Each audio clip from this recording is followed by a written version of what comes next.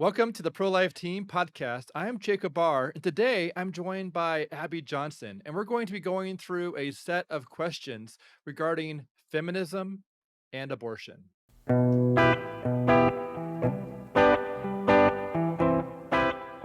So Abby, I'm excited to have you on the ProLife Team podcast, working on this uh, history of abortion museum exhibit on feminism and abortion. Would you? Most people know who you are, but for those who don't, would you share a little bit about who you are, your background, and what led you to the subject of abortion? Sure. Well, I ran a Planned Parenthood facility. I was there for 8 years at an affiliate in Texas, a Houston affiliate, and, believed I was there to help women and protect women. Got involved as a college student. I didn't know anything about Planned Parenthood actually at the time, but was, roped in by their talking points of wanting to keep abortion safe, legal, and rare. That that was the talking point at the time, back in 2001, and ultimately ended up leaving. A few things had happened. The institution of abortion quotas. We were building a very large, which is now operational now, a very large 7-story 78,000 square foot abortion facility that was going to be aborting babies through the 6 month of pregnancy. Several different things had taken place, but ultimately I ended up leaving after witnessing a live ultrasound guided abortion. The first one I'd ever witnessed of a 13-week-old baby. And I saw this baby fighting and struggling for his life against the abortion instruments. And I knew then at that moment that there was life in the womb, there was humanity in the womb. And I knew that if those two things were true, then I was on the wrong side of this debate. Hmm. Yeah, thank you for sharing that. That's a powerful story. So, what is a woman? A woman is an adult human female. Simple. Perfect. To the best of your knowledge, are women in America mostly pro-choice, pro-life, undecided, or something else? Um, I think that a I think for a lot of people, I think a lot of women do. They will, if you ask them. I think a lot of women will tell you that they are pro-choice, but I think if you really start to ask them, what does that mean? Um, what do you mean when you say you're pro-choice? And you begin asking them about abortion, and you say, what do you think an abortion is? And these are even women who have had abortions. And you start asking them, what do you think happens during an abortion? Because you have to remember the overwhelming majority of women are consciously sedated or somewhat sedated during their abortion procedure, and they're not given the proper informed consent before they have their abortion. So these are not women that have been given all of the information about what an abortion is, what's going to happen to them while they're on the table. So if you begin asking women, what is an abortion? What does it mean to be pro-choice? What happens to a woman during an abortion? What happens to the fetus during an abortion? What you'll find is that the overwhelming majority of these women do not have an answer to that. They have no idea. And so if you really start educating them on these things, they might walk away with a different perspective. In fact, that is what I have found almost all of the time. A lot of these women, they go into the conversation believing that the only way to support women is to support abortion. But when you really educate them, I think there's a lack of education on abortion, um, and also on the physical and emotional ramifications of abortion. So we live in a society that has told women, by and large, for the past 50 to 60 years that women who have abortions are going to be fine, that they have no regret, that there are no physical side effects to abortion, there are no emotional side effects to abortion, that you go back to living your life like nothing took place, inside of your body, inside of your heart, inside of your soul. But that is very far from true. Abortion is one of the most unnatural things that a woman will do, ever in her lifetime. But the other side has made it almost like a rite of passage. In order to be a full woman, in order to be a, full-fledged woman, you need to have an abortion. But I think that through education, through understanding, and honestly, I think that we try to invent all of these new things to do in the pro-life movement. But if I'm totally honest, I think that we really just need to get back to basics in the pro-life movement, explaining to people what an abortion is, explaining prenatal development to people. People do not understand that, inside of the womb is, a growing human baby. I mean, anybody that can compare a human life to a parasite, that tells me they do not have basic understanding of human development. So I think in the pro life movement, we can look to all of these other goals and all these other things that we want to achieve. And that's fine to have goals. But at the end of the day, I think that we really need to get back to focusing just on basic elementary education. What is a human being? What is human development? What does that look like in the womb? And what is an abortion? And how does it affect women, our families, and children? And how does it affect society? Because there is a societal impact. Um, abortion does affect our culture, it affects our society, it affects our economy, because it is a violation of natural law. And anything that is a violation of natural law is going to trickle down into all systems of humanity. Excellent points. Thank you for sharing on that question. Um, in your words, what is feminism? And secondly, are most women feminist? Hmm. Yeah. So, feminism at its core, when it was first developed, I guess, when it was first made into an idea, was simply sort of it was a cause to create equality, between men and women. And first it was really about voting rights. It was the suffrage movement was really when feminism sort of came to be. And most of the early feminists believed in the sanctity of human life. Not all of them, but most of them did believe in the sanctity of human life. um in fact, they would celebrate when one of the other suffragists would have a baby. They would, raise a flag in their yard, as a celebration to show that, these, women, these other suffragists had had children. It was a celebration, when new life had come into the world. Um, and now, though, we have seen feminism warp into something very different. And I think that yes, a lot of women today would call themselves would call themselves feminists, but I think actually a lot of feminists aren't even sure what that means anymore. Um, because a lot of people who would call themselves feminists can't even define what a woman is anymore.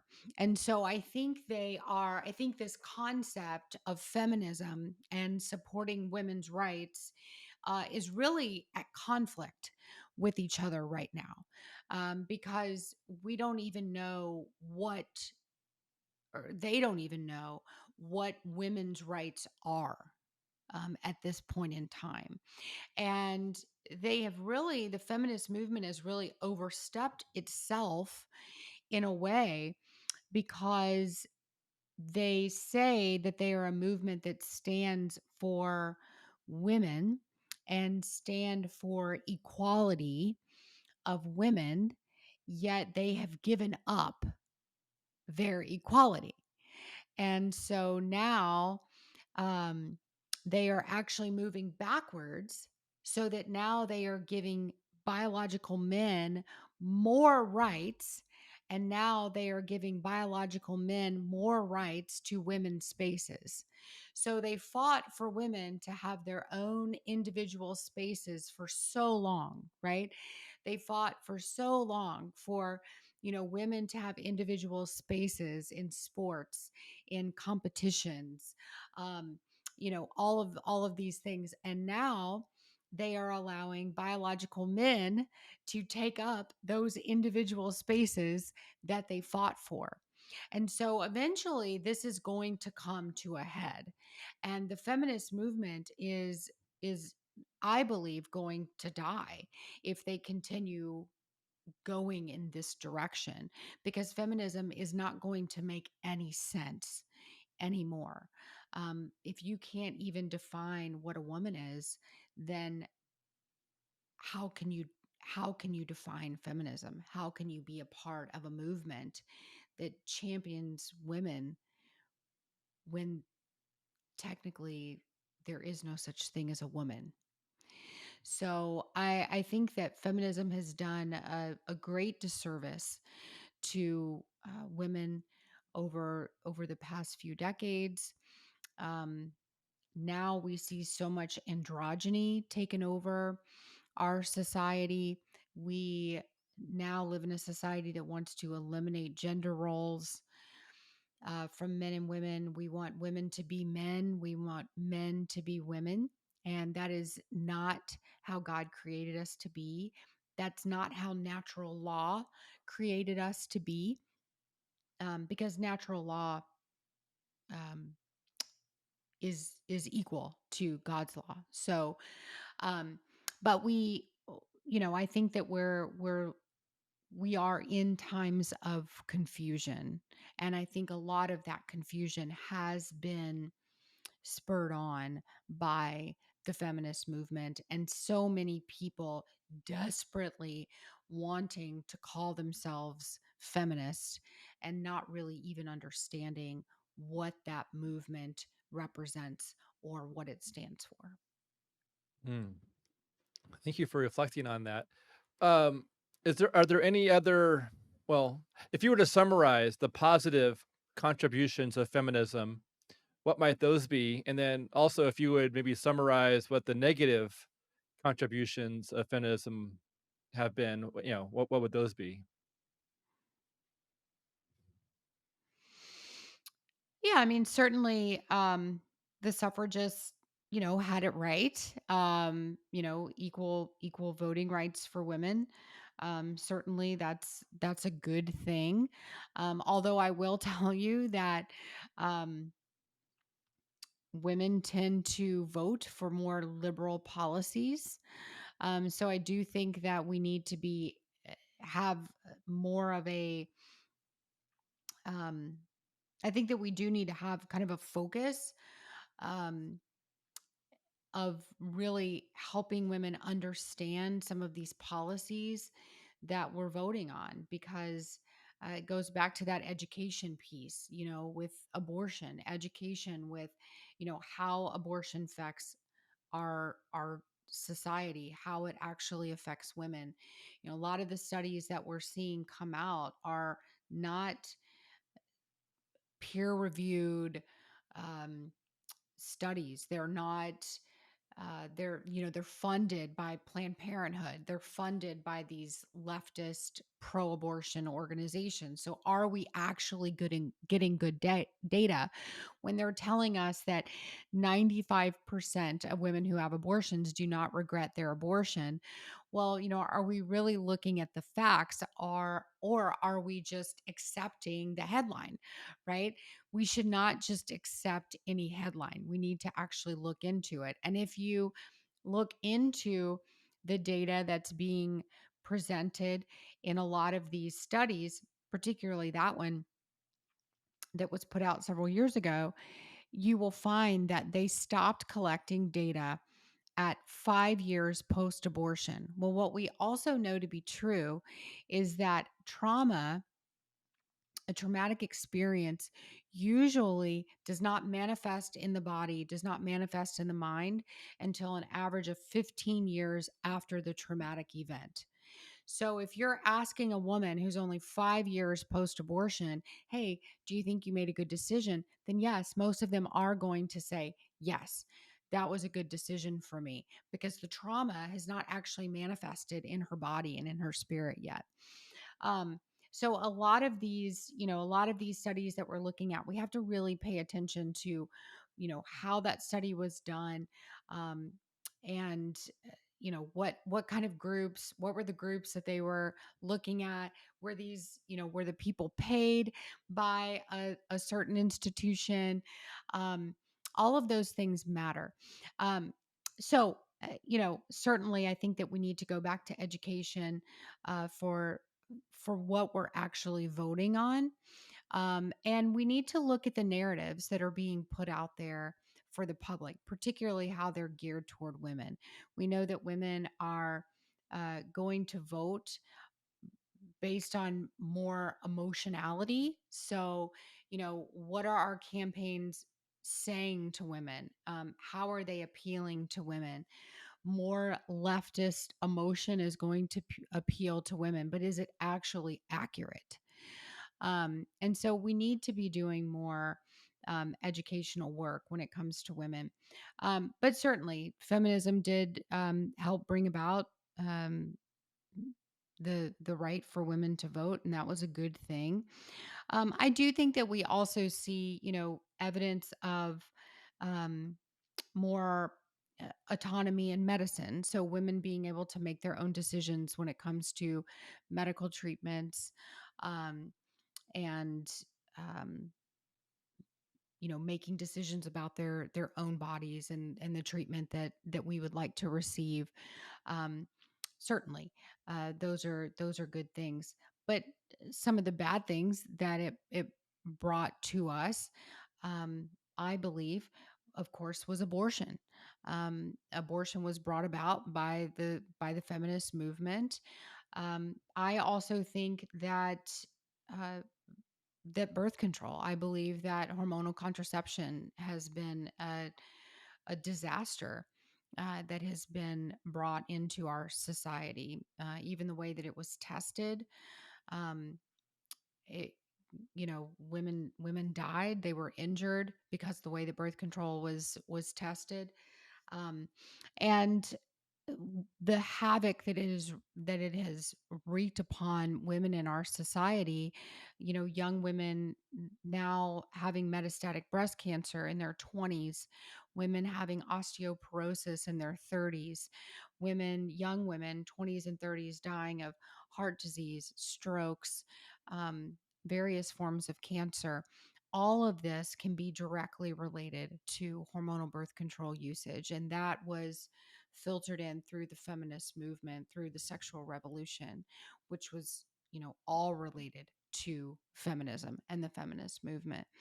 And and now we see that, continuing on through emergency contraception, which is essentially just a high dosage form of birth control. um, now we see feminism continuing to push the boundaries, late term abortion, bodily autonomy, all of these sorts of things that we see, which is really just an abuse of the original feminist mindset. Hmm. So, do you consider yourself a feminist? And would you share your thoughts on, yeah, your position? No, I do not. I used to think that, yes, I used to think yes, I can be a pro life feminist. I believe in equality for women, of course. Um, when I left Planned Parenthood, that was I certainly consider myself a feminist when I was at Planned Parenthood. So I thought, yeah, now I can be just, a pro life feminist. But I believe that feminism has been, right now at this time in history, I believe that it is a threat to our society. I believe it's a threat to families. I think it's a threat to children, to women, to men. And I think it's done great damage to the family. I think it's done damage to marriages. I've seen that in my own marriage.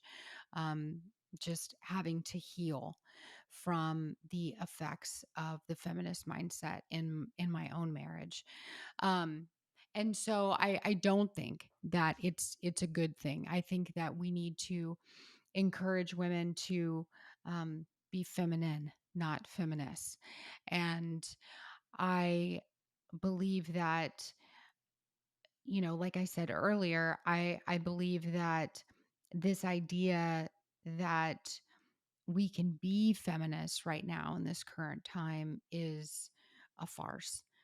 Because feminism has really derailed into something else.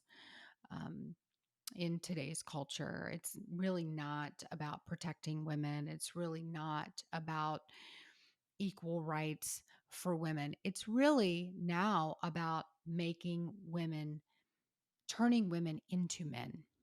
And it's really about creating an androgynous society, which is not beneficial for women at all. It's not beneficial for men, and it's certainly not beneficial for our families. I mean, encouraging women to have a career over families is that's not good for women. Encouraging women to abort our children in order to, rise up the career ranks, the career ladder is not good for our families. um I'm not saying you can't have goals. I'm not saying you can't have a career and a family. Certainly I do. um but encouraging women to basically um you know pit their career over their child, um, that's not helpful.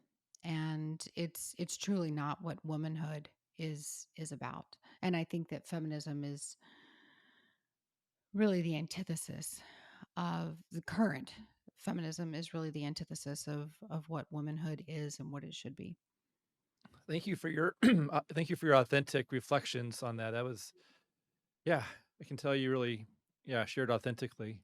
Um when it comes to feminism, gender and women's issues, these are politically charged topics that candidates often use to drum up votes, motivate their base and demonize political opponents.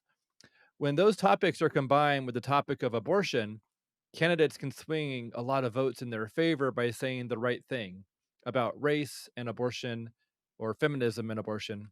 In your view, how can female voters avoid being taken for granted and stay principled enough to navigate through the rhetoric and manipulation?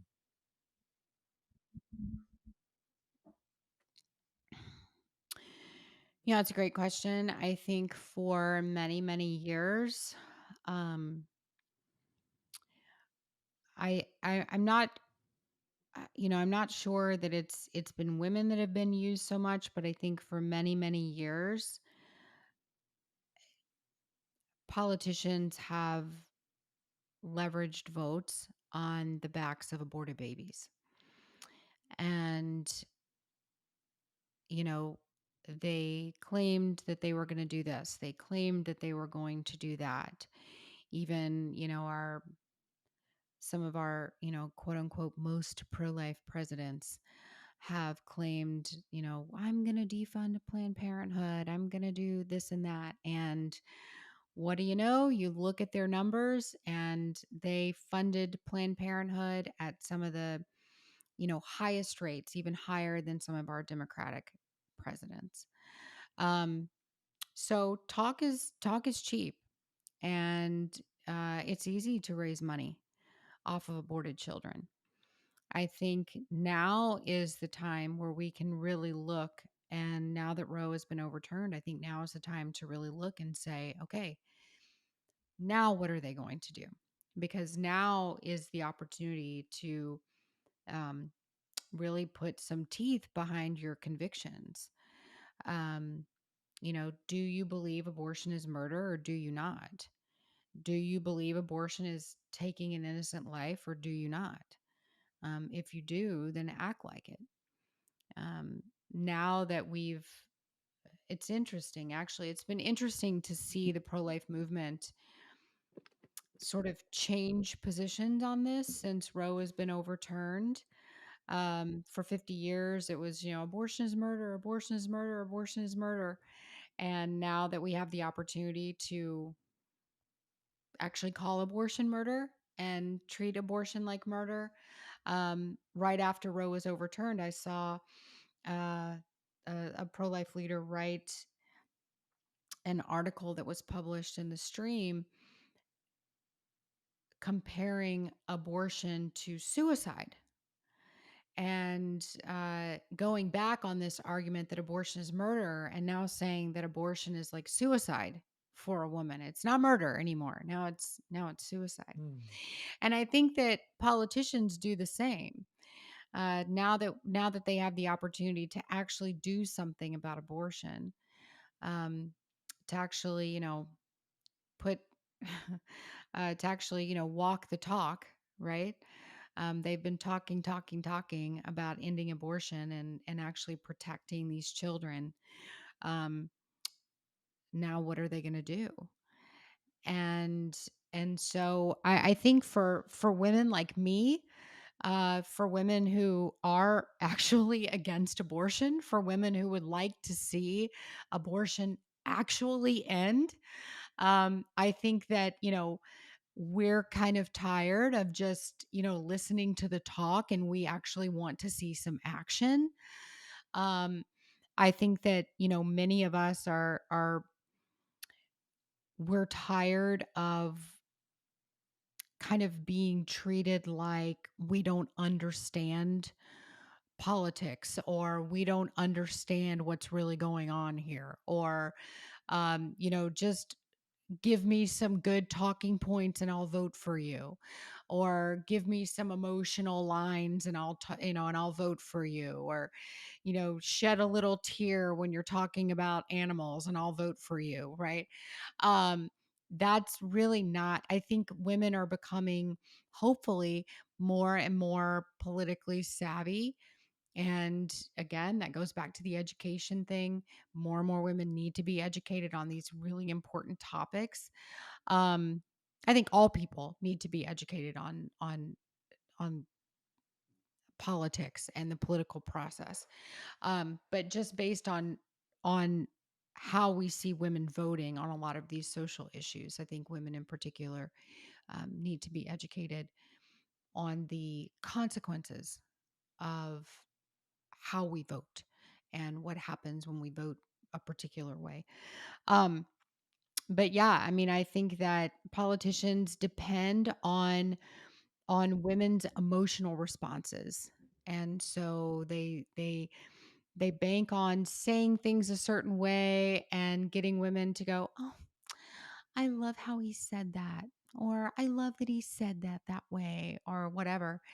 And the reality is that a lot of women just are not falling for that anymore. And we want to see action. And so I hope that, particularly when it comes to the unborn, and so I hope that women are actually looking at the causes, they're looking at how these candidates have performed, um, and their substance, not just their voice. As you may know, early feminists in the 1800s and early 1900s were against abortion or anti-abortion, but later feminists mostly embraced Mhm. abortion choice as a pillar of mainstream feminism. In your opinion, what was the cause for that change? I think that those women felt like they could not get ahead without abortion. I think that the switch came, they really felt like motherhood was a burden. And that was the consensus at the time, that we don't want to be moms of six children, because if we're a mother to six children, then we can't get educated, we can't we're going to be stuck in the home sewing clothes all day and doing laundry and dishes and cooking. And that's not the life we want. And um, so we have to have abortion in order to get ahead. Um, and that now has continued to expand that line of thinking. I think that when I'm not sure, I didn't live during that time, but from everything I've read and the things that I've seen, I'm not sure at the time that when abortion was instituted as sort of a quote unquote right for women, I'm not sure that it was really meant to be used as a form of birth control like it's being used today. I don't think that it was meant to be used as just sort of this, flippant, like out, like, oh, I'm just going to keep getting pregnant and well, whatever. I can just have an abortion. I don't really think, from everything I've read, I don't really think that was how it was meant to be used. Now, either way, it's wrong. Okay. Abortion's always wrong. But I think that our mainstream society today, I think that, we were the ones that really took it to this new, very laissez faire sort of attitude toward killing, um, toward murder of innocent people. And I remember, I remember it happening kind of. I remember when things started changing. I remember in 2007 being in a marketing meeting at Planned Parenthood.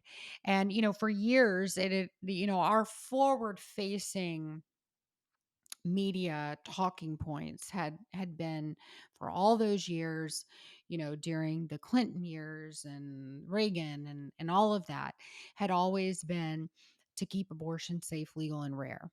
That had always been what everyone had said. And that's what the media said. But and it had been that way for decades.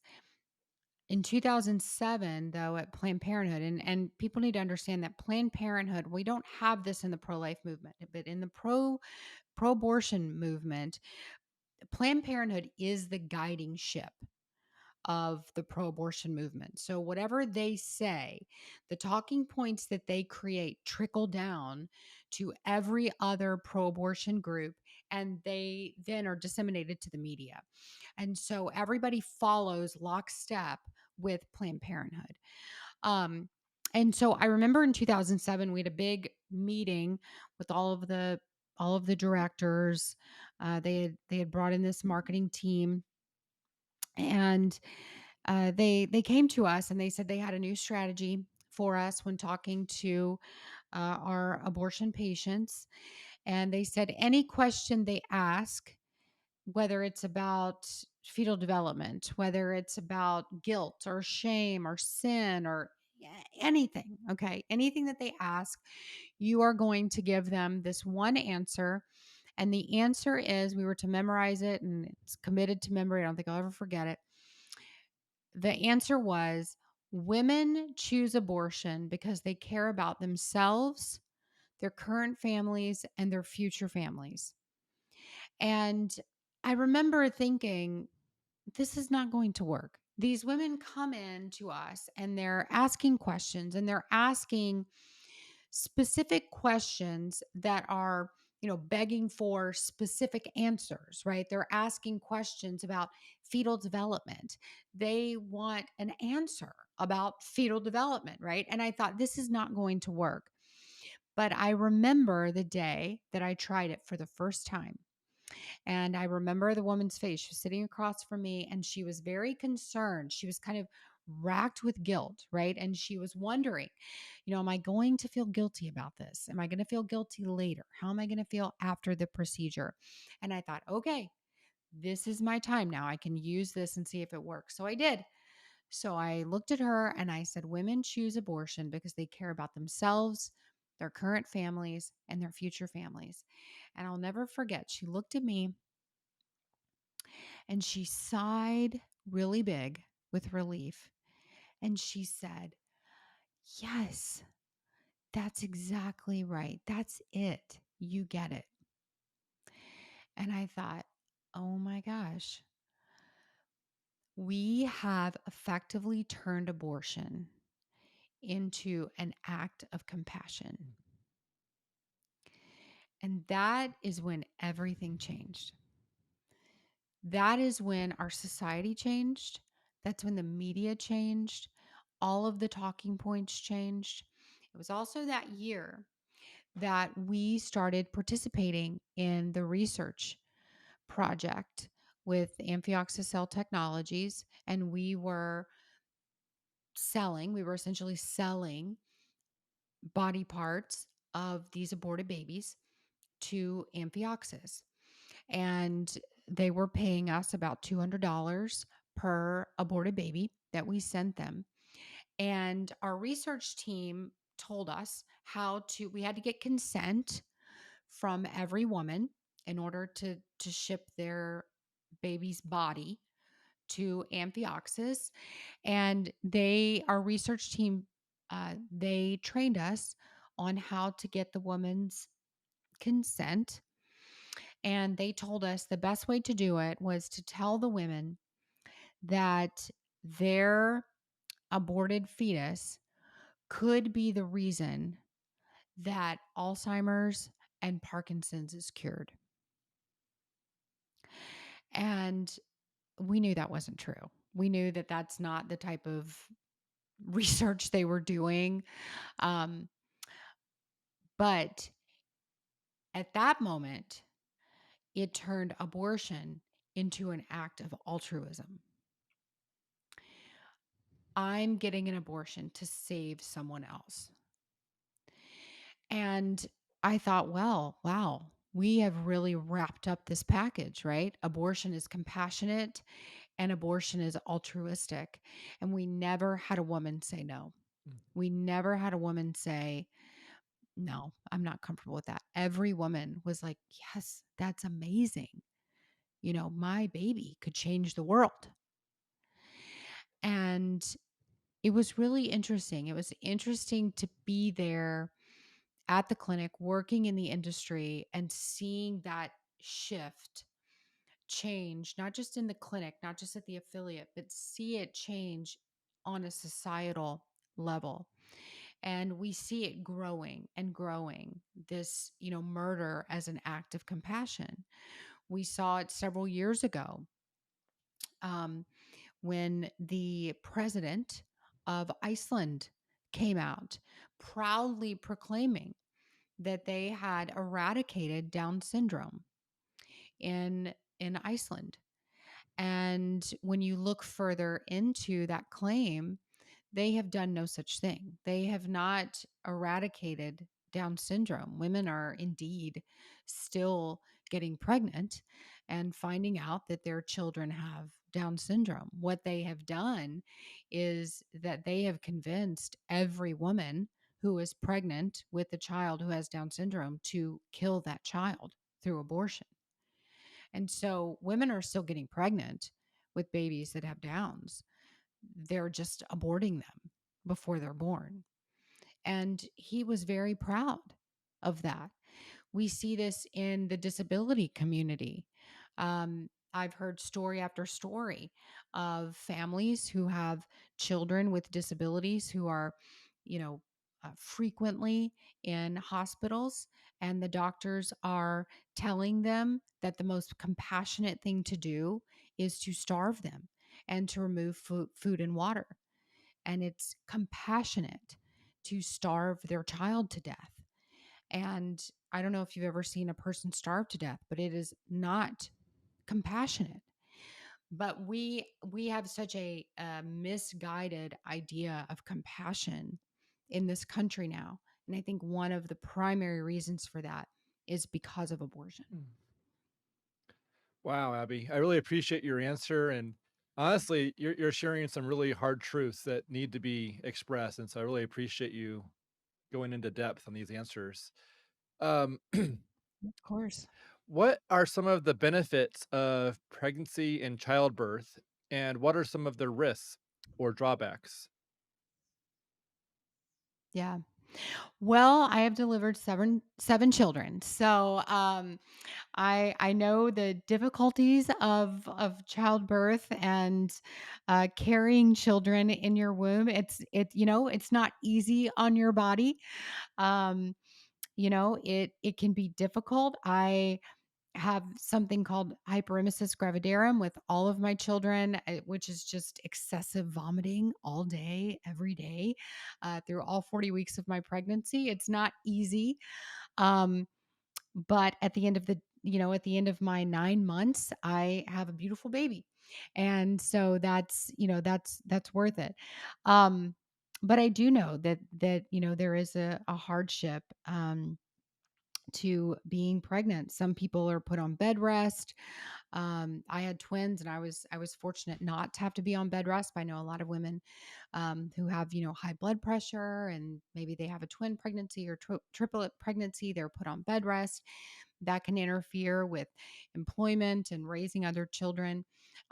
Certainly, pregnancy can be difficult on the body and on the mind. I mean, I'm a therapist, and we see more and more women coming in for antepartum depression and anxiety. um, I think a lot of that is because of the busyness that we feel like we need to um, fill our time with, instead of just enjoying the fact that we are growing another human being, and allowing ourselves to just kind of sit in that moment. And we feel like we have to fill our time. And that's a problem with just Western culture in general. Um, but benefits of childbirth. Certainly, if you have a child and you deliver that child post 32 weeks, so after 32 weeks, your risk of breast cancer goes down significantly. Um, we know that oxytocin, which is released after you deliver and also released through breastfeeding, is really great for your mental health. Um, so that's good. And breastfeeding also burns a ton of calories. So if you're trying to, get off any extra baby weight, that's really helpful during that time. Um, so there are some benefits, of course. I mean, and then at the end you have this amazing child, right? That's part of you, and so that's the greatest benefit. um, we know that delivering, we do believe that it can lower some other risk of cancers as well.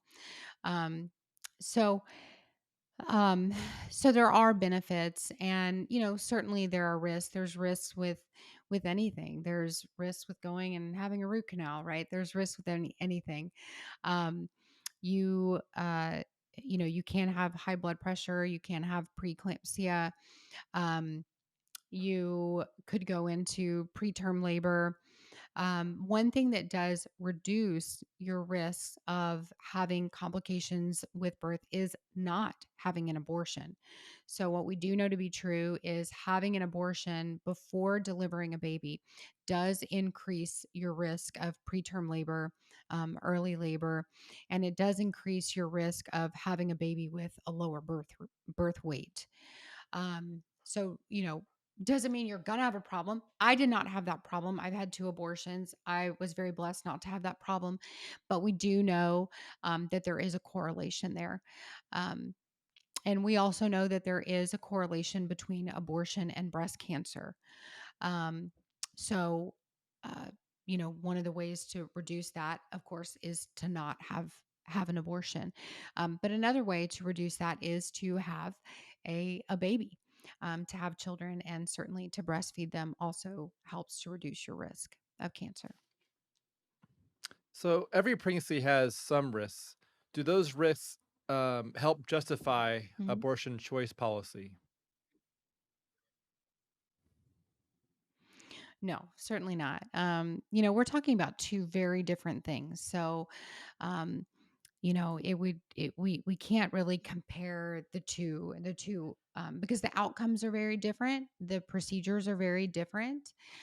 Um, and so you can't really compare the two. Um, so eh, there are I can't think of any reason why. I mean, abortion advocates do. They do compare the two and they say, well, you might as well have an abortion because childbirth is so dangerous. Um, you know, like I said, there are risks, but there are also risks to having an abortion. And, you know, at the end of your abortion, there will always be a dead child. And so, anyone who says abortion is safe, I mean, I would beg to differ because any procedure where its success is dependent on the death of a human being, I believe is the antithesis of safe. We know that women die from legal abortion. We will never know how many because our US medical system does not properly document abortion deaths and abortion complications. But when we look to other universal social healthcare systems, like in Finland, in the UK, some other systems we see that the risks of these abortion procedures are as high as 20% severe complications. So we're talking about sepsis, retained products of the baby in their uterus, up to death, hysterectomy. That is very high. 20% is high. And that's actually higher than complications of childbirth. So, it really depends on, what you're looking at. If you're looking at real results, if you're looking at real statistics here in the United States, um, we're not looking at real numbers. We're looking at very skewed statistics. But either way, I don't really think that we should be comparing because these are two completely different um, procedures. Delivery is not the same as an abortion. So two completely different methods of delivery, and two completely different outcomes. One outcome is a dead child, one outcome is a living child. So I don't really think you can compare the two. That makes sense. People have argued that abortion choice policy helps women achieve equality with men and overcome historic obstacles. How is that supposed to work? And do you agree or disagree with that logic? I don't agree. I don't think that we need abortion in order to be successful in our lives. I think that, having a child may change the path that we're on. It may change the way that our educational goals look. It may change the way that our career goals look, but it does not mean that our goals have to disappear. Um, because having a child and being a mother is truly the greatest accomplishment of our lives. And so, in reality, if I had to give up my career, if I had to give up my education, if I had to give up all of it and know that I gave birth to 7 beautiful children and adopted another, and I have 8 healthy, wonderful children, then it would be worth it. It would be worth it for all of that to disappear. But that is going to take a monumental cultural change because even if you look at our society and you look at even advertisements out there, you see an advertisement for a woman for birth control. And the woman in her car, in the convertible, and she's got long flowing hair, and she's beautiful, and her scarf is blowing in the breeze. And she's the woman without children. The woman with children always looks a hot mess. She's got spaghetti sauce on her face. Her hair is in a messy bun. She has no makeup on. She looks completely bedraggled, right? That is the stereotype for a woman with children. And so we have just this division in our society on what motherhood is supposed to look like and what single womanhood is supposed to look like. And neither one are true. because many single women are lonely and they're longing for a spouse and they're longing for children. And many women who are mothers are not bedraggled and they're not feeling overwhelmed by their children. And they're beautiful women who do have it put together and they're successful in their careers. They're educated. They're professors at universities. They're doctors. They're whatever. Or they're perfectly content stay at home moms, right? That look beautiful in the school drop off line, and they're not a hot mess everywhere they go. Or if they are, they're perfectly content in that, right? And that's okay too. So it's just this crazy dichotomy that we're living in our society. And that has to change. The way that motherhood is seen has to be changed. But that's really a paradigm shift that's got to take place in our society. Mm, good answer. So I've been waiting to ask you this question. I'm excited to hear your thoughts. So, who is Margaret Okay. Sanger and what is Planned Parenthood? Mm. Margaret Sanger is the founder of Planned Parenthood. She was a woman who believed in eugenics. Planned Parenthood is her brainchild. It started off as the American Birth Control League, eventually was renamed to Planned Parenthood. Um, And Planned Parenthood was founded by Margaret Sanger really for one reason and one reason alone, and that was to eliminate the minority population through widespread access to abortion and contraception. Um, and today, really, we see her dreams coming to fruition as, in some states like New York, there are more babies being aborted than being born alive. And so, that was her goal, and we see it happening in some states and in cities around the country. Hmm. Wow. So, among feminists, being a homemaker, wife, mother, caring for the home has sometimes been called domestic slavery. Is this a fair or valid description? And yeah, explain your thoughts. I would say no. Now, I would also say that not all women are made to be stay-at-home wives, so they don't enjoy that, and that's okay too. I do not enjoy being a stay-at-home mom. I love the time that I'm home with my kids, and I enjoy it, but I would not want to do it full time. And that's okay. My mom was a brilliant stay-at-home mom. She loved it and was so good at it. Um, I envy her ability. That I mean, she was amazing. Um, I am not that type of person. And that's okay. I spend time at home when I can, and I love every minute of it. But I'm, also ready to get back to work, to the work that God has called me to. Um, and and so I feel like women need to go where they are called to go and whatever God compels them to do. Um, but I don't think it's fair to call it, a domestic slavery. Um, but I do think that, it could feel that way, I guess, if a woman feels like she's, trapped in her home and she's kind of trapped in a situation she doesn't want to be in. Um, and so I do think though that right now in our society it is important, if possible, to have a person at home taking care of the kids, if at all possible, because I don't believe in just um, throwing our kids to the wolves of society and allowing our government schools to parent them, um, or daycares to parent them, or whatever.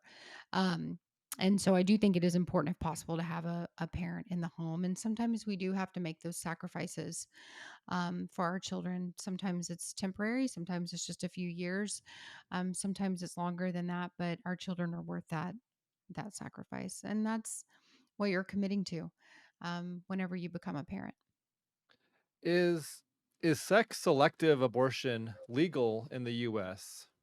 And please explain. Yes, sex selective abortion is legal in the United States. We saw it a lot. Um, and it's completely legal.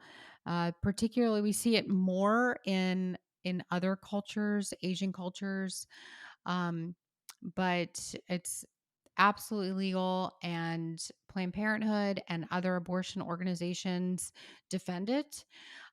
They have never come out and opposed abortion based on sex, biological sex, which, I mean, seems strange, that they would support someone aborting a female child, considering that they say that they are, for women, but they have never come out and opposed sex selection abortion.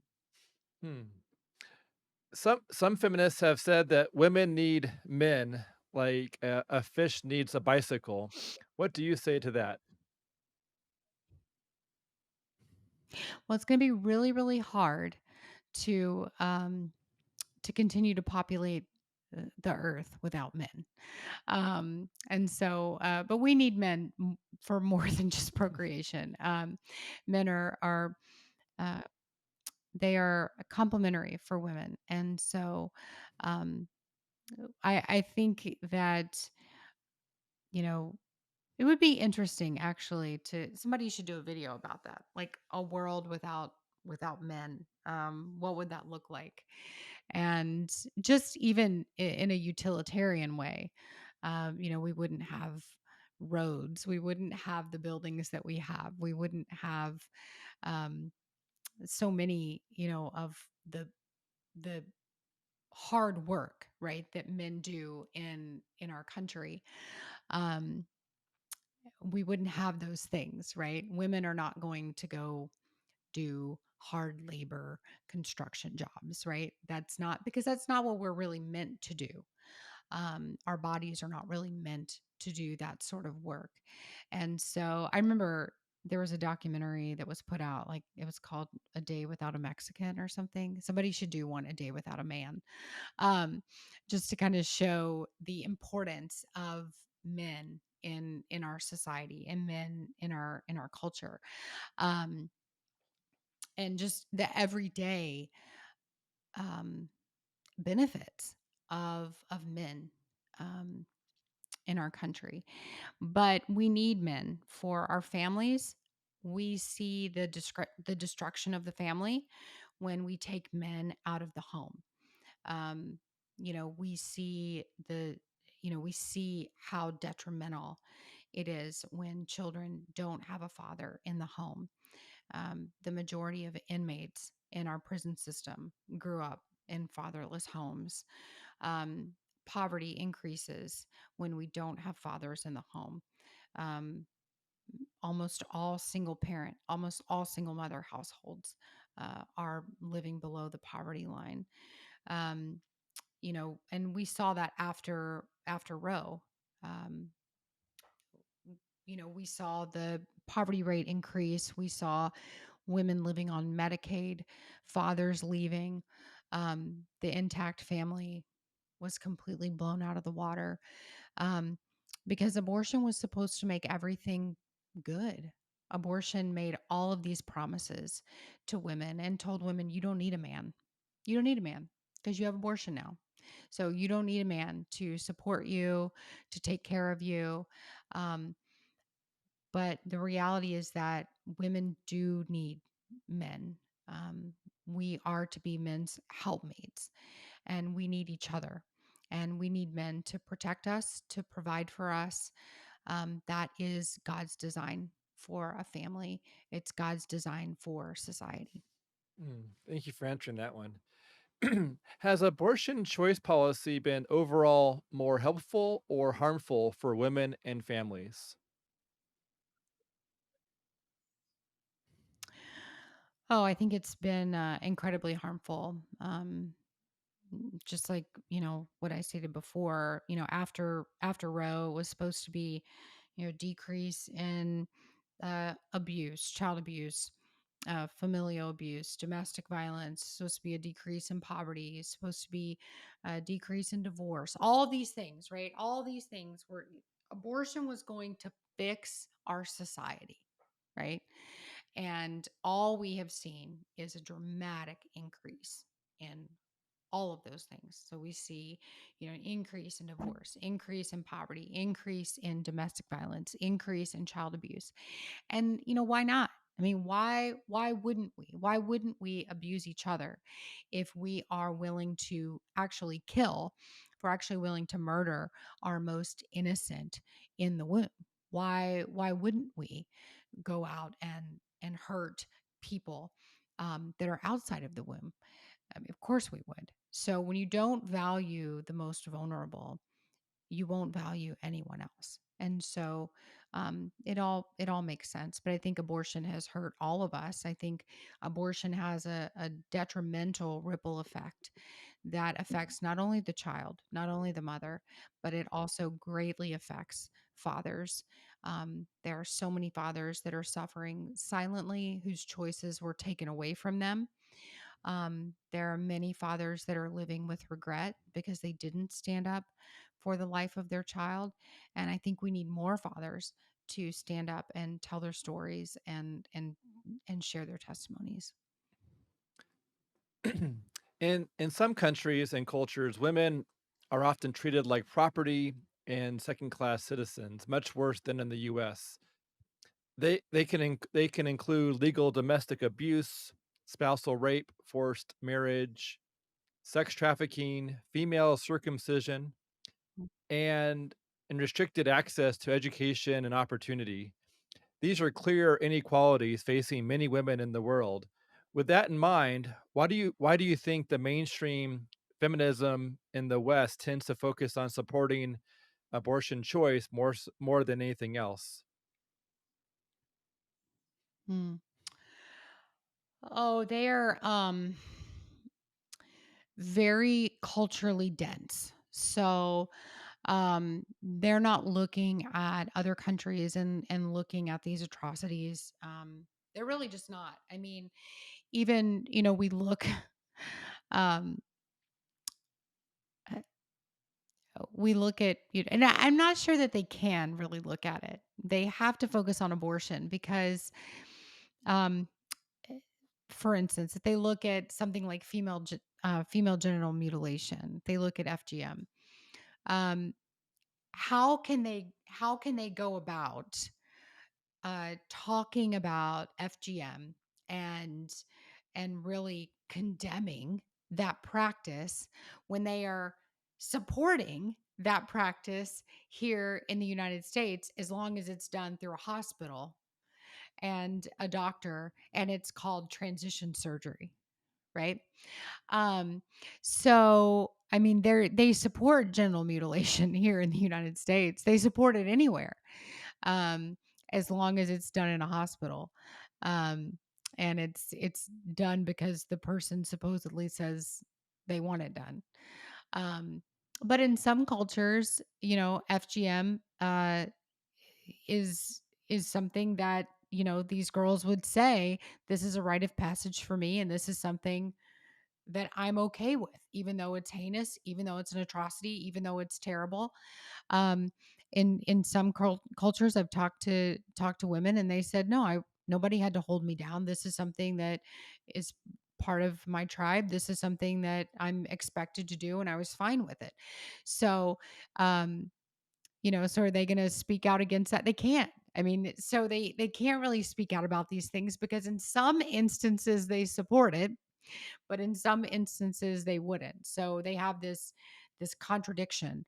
Um, so they're not going to speak out about things like that.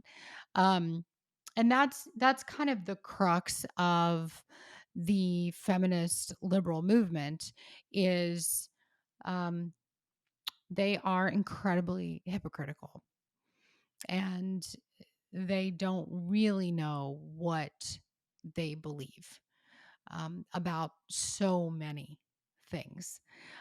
They will, in 1 minute, talk about needing to support women who have gone through a miscarriage and talk about how important that life was, but in the next minute, say that they support late term abortion. Um, the science doesn't add up. It doesn't make any sense, but Uh, they are just completely, um, they're full of hypocrisy. And so I think that they're scared to start venturing out into other cultures, into other countries. I mean, even look at places just recently in the news. We read that one of the Israeli attacks, one of the Israeli airstrikes, um, it it blasted, well, it demolished Gaza's only Planned Parenthood facility. And the only thing that the IPPF, the International Planned Parenthood Federation spokespeople could talk about was how it's, so devastating for women not to be able to access reproductive health care. I mean, really? That that's what was so devastating. Um, you know, they didn't want to talk about the fact that there's all of these women and children, being killed, being, you know, forced by the Palestinian government to, do this and that. They don't talk about that. They're like, well, let's just talk about reproductive health care. I mean, they're not even having abortions there. So I don't even know why they're there. Um, but it's just bizarre. They are so focused on abortion. They're so um focused on the right to kill children.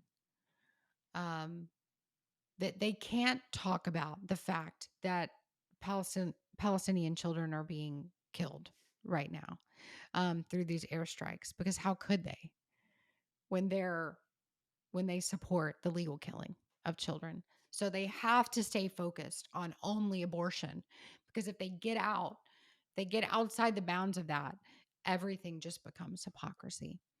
Hmm. So perhaps the most famous abortion choice argument is summed up as my body, my choice. What does that mean? And how do you respond to that argument?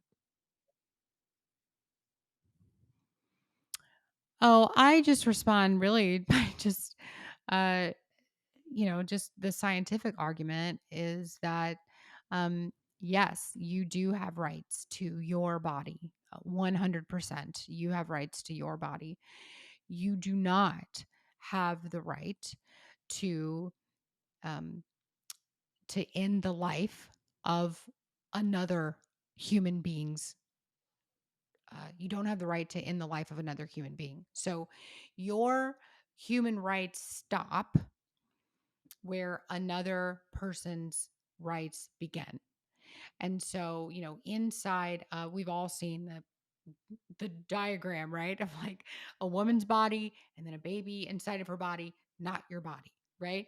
So, it's a unique experience, right? When a woman is pregnant and she has another human being inside of her body.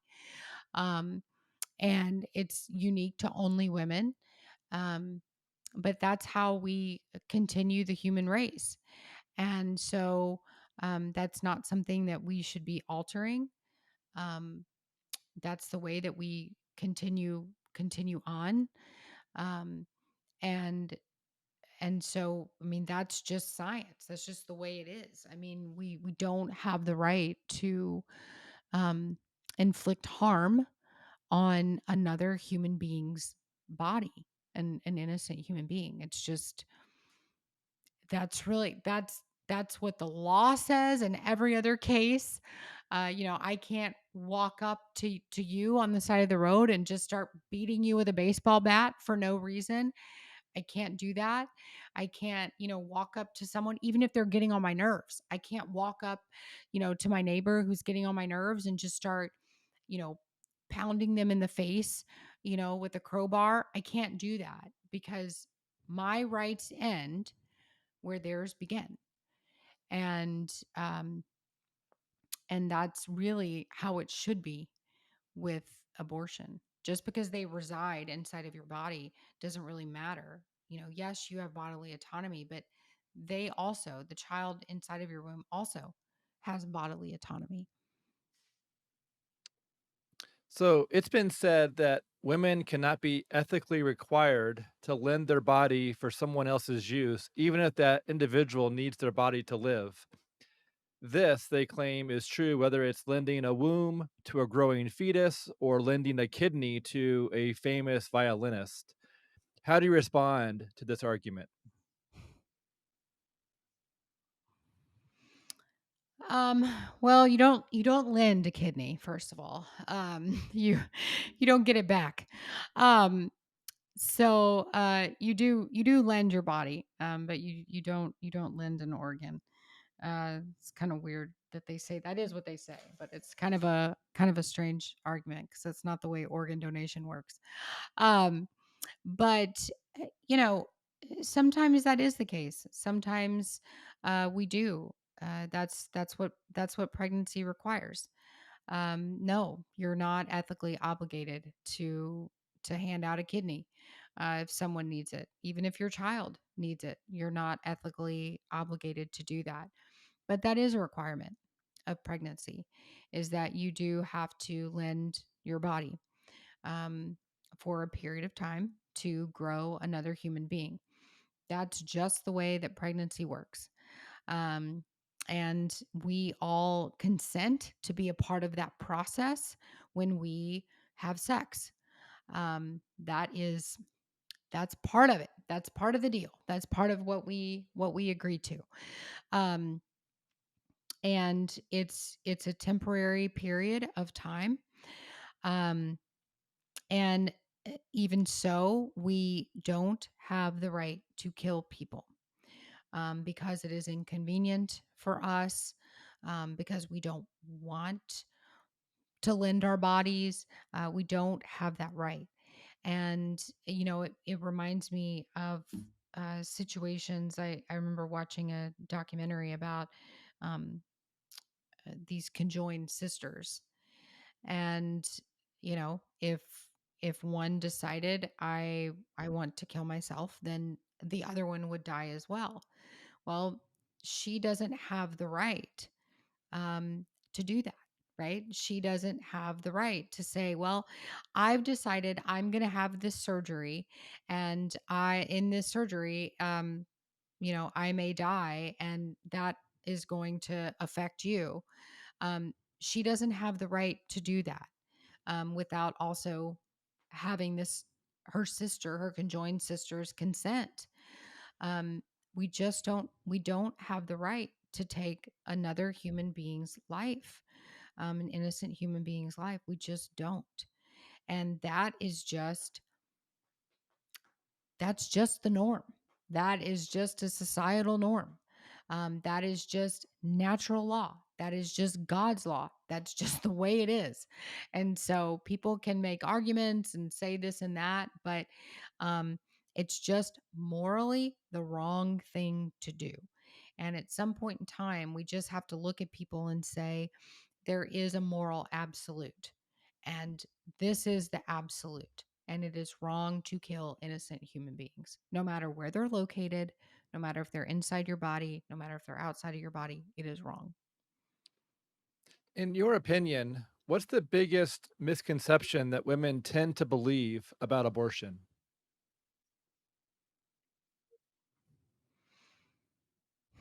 Um, I think that women believe that it is a painless, bloodless, sterile procedure.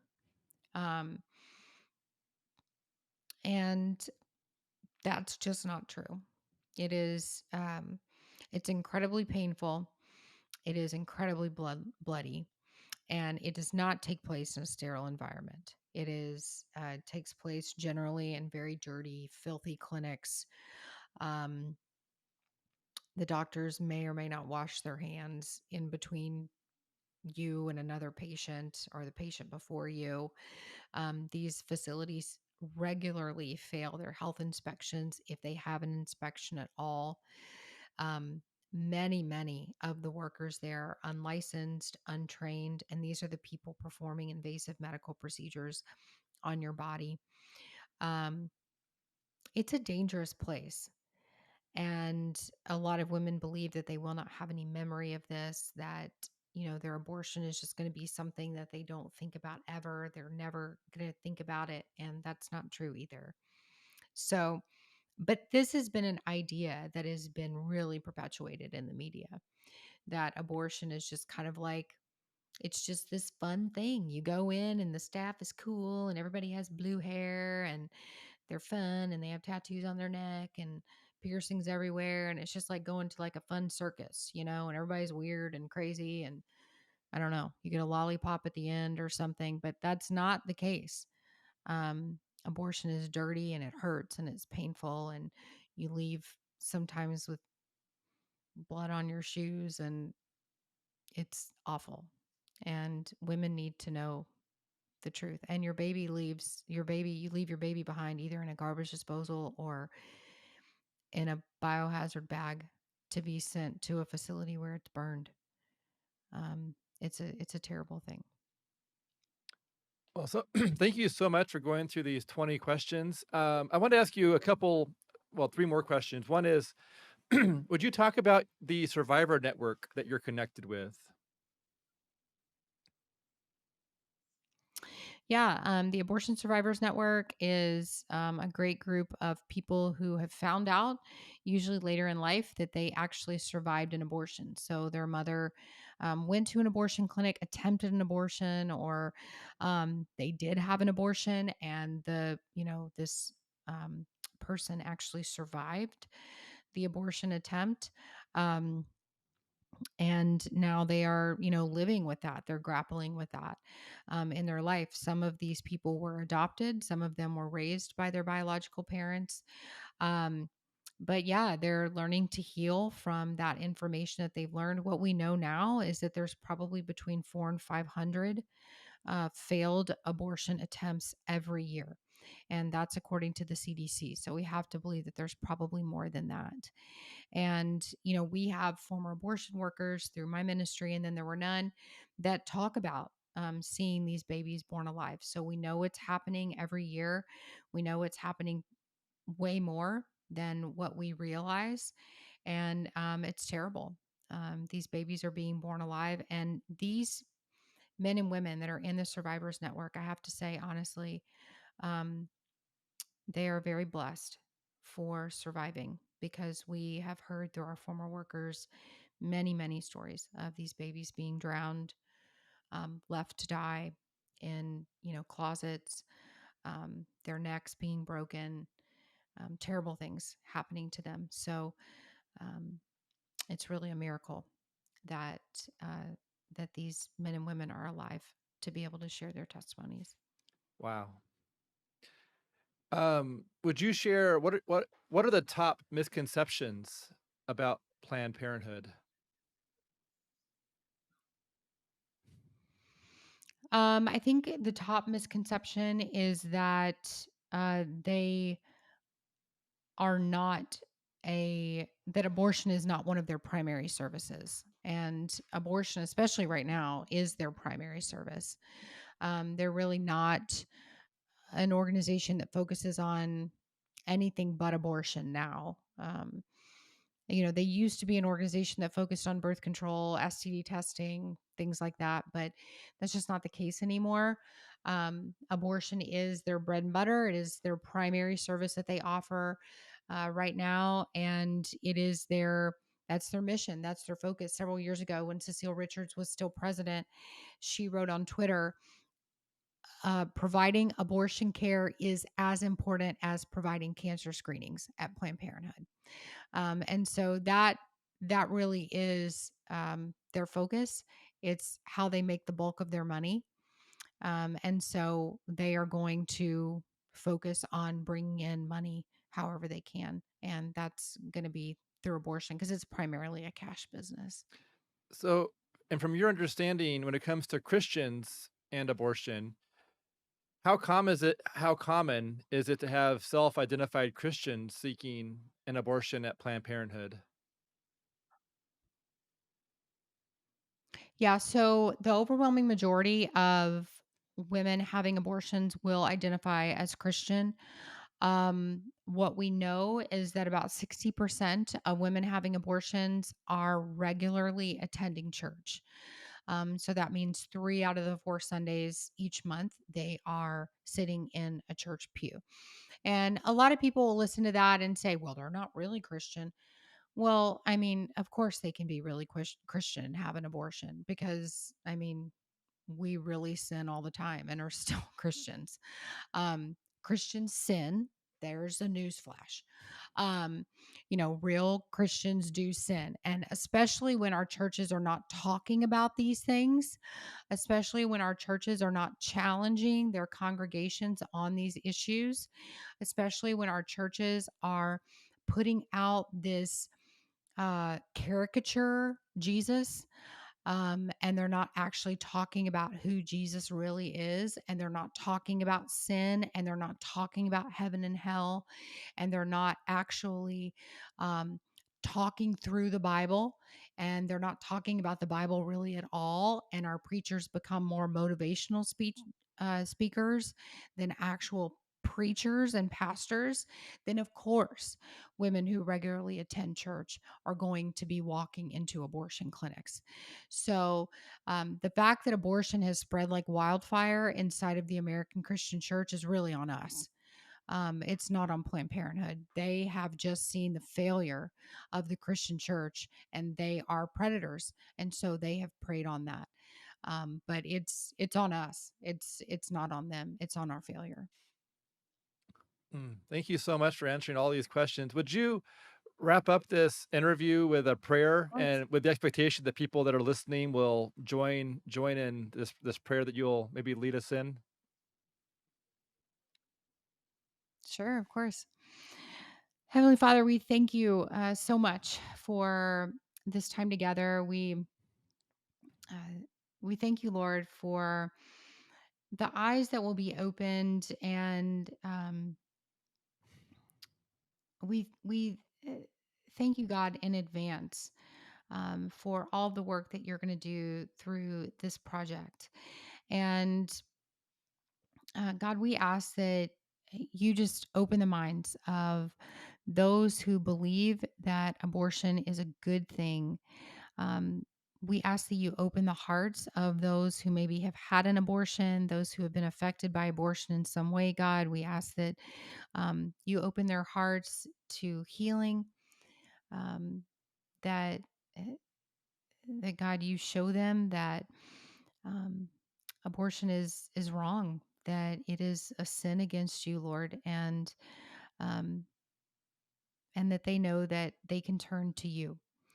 Um, that they don't have to turn to the world. They don't have to turn to social media. They don't have to turn to their friends. That God, you are the healer, that you are our our advisor, our counselor, um, and that you have the answers for us. It's the answers are not in the world, Lord, that the answers are with you and in your word.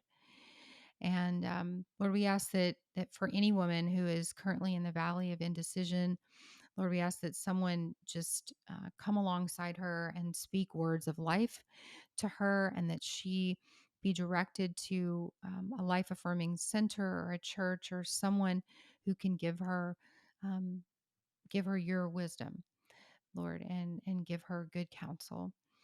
And Lord, we just ask that people spring into action, and that your gospel would be proclaimed around the world, and that we would be unabashedly um, proud to be your children, and proud to be your soldiers in this fight, God, and um, that we would proclaim your word everywhere that we go. And we ask all these things in your most holy and precious name. Amen. Amen.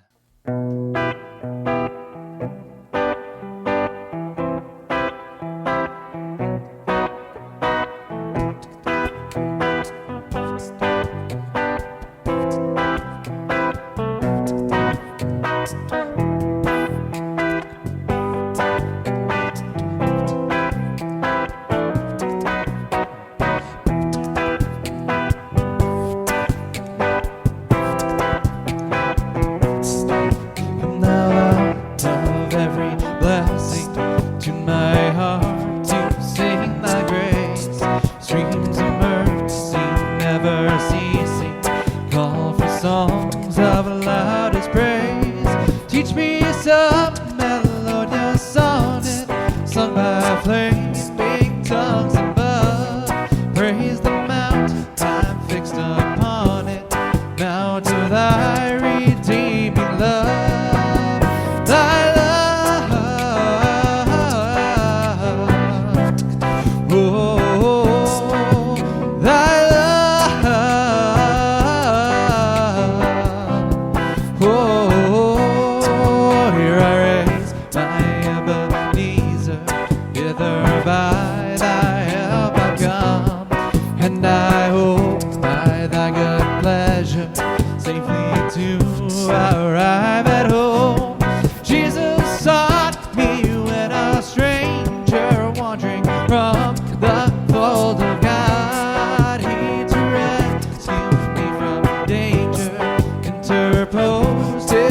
precious blood, his blood.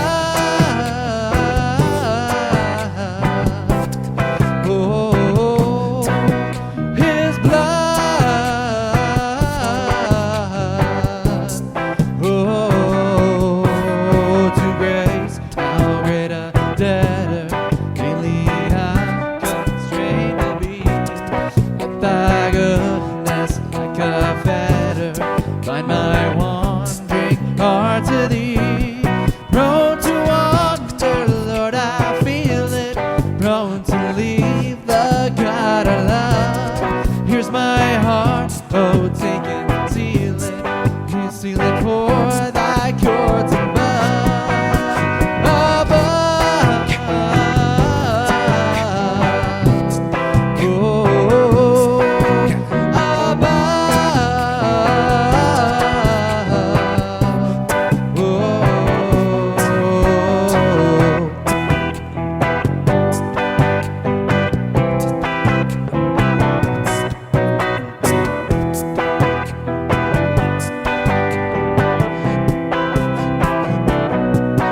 Come the fount of every blessing to my heart to sing thy grace.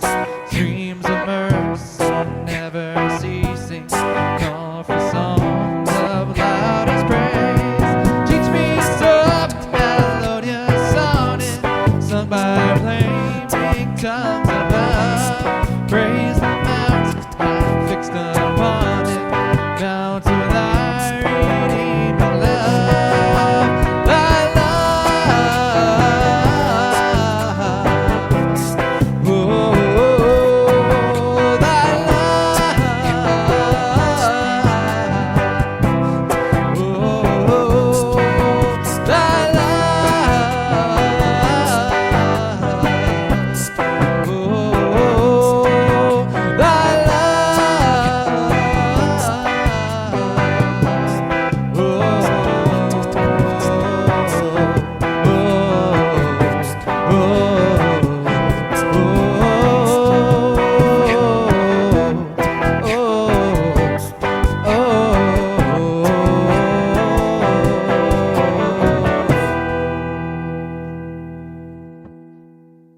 Our sponsors include Heritage House, Patriot Insurance, and iRapture.com. The Pro-Life Team podcast is a ministry of iRapture.com. If you would like to explore making a donation or becoming a sponsor or have a recommendation for who would be a good guest on the podcast, please contact us at hello@prolife.team.